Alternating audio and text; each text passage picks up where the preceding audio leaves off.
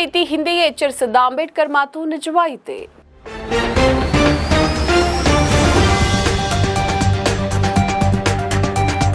ಇದೇ ಮಾರ್ಚ್ 24ರಂದು ಮತಾಂತರದ ಕುರಿತಾಗಿ ಈ ಹಿಂದೆ ಹೈಕೋರ್ಟ್ ನೀಡಿದ ಆದೇಶವನ್ನು ಎತ್ತಿ ಹಿಡಿದ ಸರ್ವೋಚ್ಚ ನ್ಯಾಯಾಲಯವು ಮತಾಂತರದ ಕುರಿತಾದ ಸಾಂವಿಧಾನಿಕ ವ್ಯಾಖ್ಯಾನವನ್ನು ಮತ್ತೊಮ್ಮೆ ಸಮರ್ಥಿಸಿದೆ. 2025ರ ಏಪ್ರಿಲ್ 30ರಂದು ಆಂಧ್ರಪ್ರದೇಶ ಹೈಕೋರ್ಟ್ ಕ್ರೈಸ್ತ ಧರ್ಮಕ್ಕೆ ಮತಾಂತರವಾದ ಪಾದ್ರಿಯೊಬ್ಬರು ಎಸ್ಸಿ ಎಸ್ಟಿ ದೌರ್ಜನ್ಯ ಕಾಯ್ದೆಯ ಅಡಿಯಲ್ಲಿ ರಕ್ಷಣೆಯನ್ನ ಪಡೆಯಲು ಸಾಧ್ಯವಿಲ್ಲ ಅಂತ ತೀರ್ಪನ್ನ ನೀಡಿದ್ರು. ಸದರಿ ತೀರ್ಪಿನ ವಿರುದ್ಧ ದೂರುದಾರ ಆನಂದ್ ಸುಪ್ರೀಂ ಕೋರ್ಟ್ ಮೆಟ್ಟಿಲೇರಿದ್ದರು. ಪ್ರಸ್ತುತ ಸರ್ವೋಚ್ಚ ನ್ಯಾಯಾಲಯವು ಹೈಕೋರ್ಟ್ ಆದೇಶವನ್ನ ಮಾನ್ಯ ಮಾಡಿ ಒಬ್ಬ ವ್ಯಕ್ತಿ ಏಕಕಾಲದಲ್ಲಿ ತನ್ನ ಮೂಲ ಧರ್ಮದ ಜೊತೆಗೆ ಮತ್ತೊಂದು ಧರ್ಮದ ಜೊತೆ ಸಂಬಂಧ ಇಟ್ಟುಕೊಳ್ಳಲು ಮತ್ತು ಎರಡನ್ನು ಜೊತೆಯಲ್ಲಿ ಆಚರಣೆ ಮಾಡಲು ಸಾಧ್ಯವಿಲ್ಲ ಅಂತ ಮಹತ್ವದ ತೀರ್ಪನ್ನ ನೀಡಿದೆ. ಇಸ್ಲಾಂ ಕ್ರಿಶ್ಚಿಯನ್ ಧರ್ಮ ಸೇರಿದರೆ ಮೋಸ ಹೋಗ್ತೀರಿ ಎಂದಿದ್ದರು ಅಂಬೇಡ್ಕರ್. ಹೌದು, ಅಂದು 1936 ಮೇ 11ರಂದು ಅಂಬೇಡ್ಕರ್ ವಾರ್ಧಾದಲ್ಲಿ ನಿಮ್ಮ ವರ್ಗದ ಜನಗಳನ್ನ ಕುರಿತು ಮಾತನಾಡುವಾಗ ಮತಾಂತರದ ಅಪಾಯವನ್ನ ಹೇಗೆ ಎದುರಿಸಬೇಕೆಂಬ ಮಾರ್ಗದರ್ಶನವನ್ನ ಮಾಡಿದ್ರು. ಅಂಬೇಡ್ಕರ್ ಮತಾಂತರದ ಬಗ್ಗೆ ಪ್ರಸ್ತಾಪ ಮಾಡಿದ ತಕ್ಷಣವೇ ಮುಸ್ಲಿಮರು ಕ್ರಿಶ್ಚಿಯನ್ನರು ದೊಡ್ಡ ದೊಡ್ಡ ಆಮಿಷಗಳನ್ನ ಮುಂದಿಟ್ಟು ತಮ್ಮ ತಮ್ಮ ಧರ್ಮಕ್ಕೆ ಸೇರುವಂತೆ ದುಂಬಾಲು ಬಿದ್ದರು. ಒಬ್ಬ ಉತ್ಕೃಷ್ಟ ರಾಷ್ಟ್ರ ಪ್ರೇಮಿಯಾದ ಅಂಬೇಡ್ಕರ್ ನಾನು ಇಸ್ಲಾಂ ಅಥವಾ ಕ್ರಿಶ್ಚಿಯನ್ ಧರ್ಮಕ್ಕೆ ಸೇರೋದು ಮತಾಂತರವಾಗುವುದಿಲ್ಲ, ಬದಲಾಗಿ ಅದು ರಾಷ್ಟ್ರಾಂತರವಾಗುತ್ತದೆ, ನಾನು ರಾಷ್ಟ್ರಾಂತರವನ್ನ